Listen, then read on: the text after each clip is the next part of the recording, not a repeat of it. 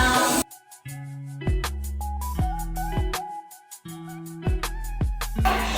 Ma'am, ako ang matanong.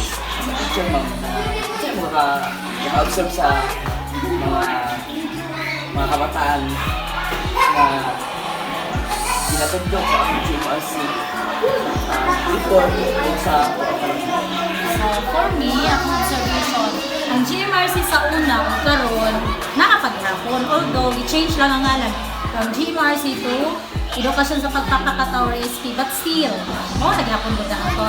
Only lang, ang learning sa bata, the way ang bata ilang sabton, i-absorb ang lesson sa GMRC o sa ASP karon, lahi na. Ang sa una, ang mga estudyante GMRC pa, like sa mga panahon, mahatlok yun, may kung saan ito sa GMRC, marag, eager din kayo follow ba? Pero karon lahi, marag ka na siguro na sa taas na panahon na marag ang gadgets, kuha na sa mga bata. Kung mutudlo kag ESP karon, mura og kuha na siya kanang gamay ra ilahang pagsabot bitaw para sa ila marag wala lang.